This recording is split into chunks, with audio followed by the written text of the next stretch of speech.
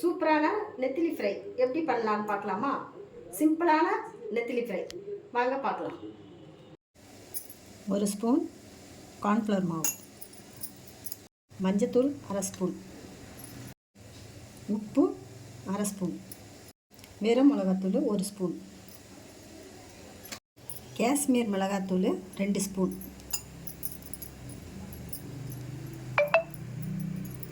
நெத்திலி மீன் சிம்பிளாக வறுக்க போகிறது எப்படின்னு நான் உங்களுக்கு சொல்லித்தர போகிறேன்.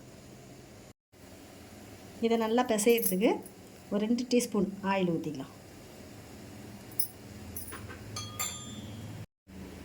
இப்போது இதை நல்லா பிசைஞ்சிக்கலாம்.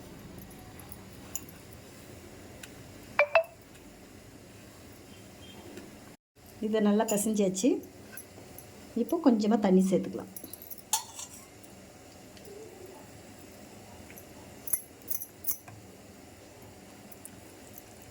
நல்லா மிக்ஸ் பண்ணியாச்சு. இப்போது நெத்திலி சேர்த்துக்கலாம். நான் அரை கிலோ நெத்திலி எடுத்துருக்கேன். அதுக்கு வேண்டிய மசாலா தான் இப்போ நம்ம ரெடி பண்ணியிருக்கோம்.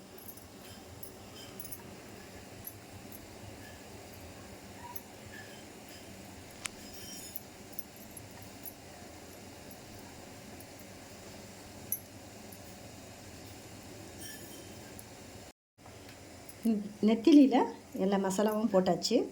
இப்போ பொரிச்சு எடுக்கலாம். தோசைகளில் எண்ணெய் சேர்த்துக்கலாம். ஒரு 3 டேபிள் ஸ்பூன் எண்ணெய் ஊற்றிக்கலாம். எண்ணெய் நல்லா சூடு ஏறிட்டோம். எண்ணெய் சூடு ஏறிடுச்சு.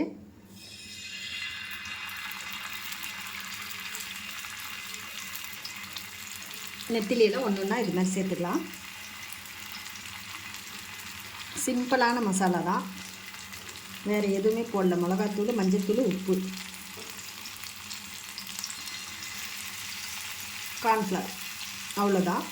இந்த மசாலா ஒட்டுறதுக்காக தான் கார்ன்ஃப்ளவர், இல்லைன்னா அப்படியே பிரிஞ்சு பிரிஞ்சு வந்துடும்.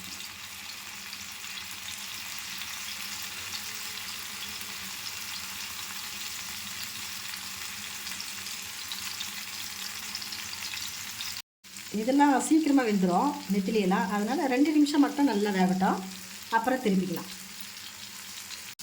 ஃப்ரை ஆகிடுச்சு. இப்போ நம்ம திருப்பிக்கலாம்.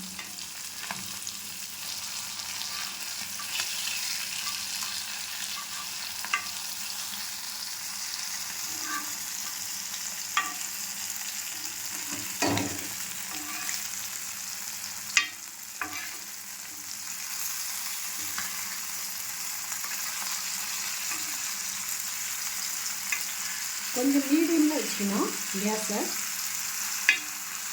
ரொம்ப ஹையில் வைக்கக்கூடாது,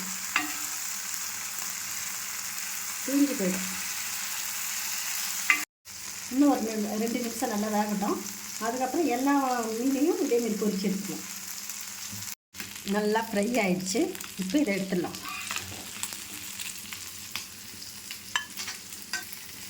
சூப்பரான நெத்திலி ஃப்ரை. நீங்கள் இதை வீட்டில் செஞ்சு பார்த்துட்டு கமெண்ட் பண்ணுங்கள். ஒரு 10 நிமிஷம் கூட ஆகாது இதை செய்கிறதுக்கு. நீங்கள் வீட்டில் ட்ரை பண்ணி பாருங்கள்.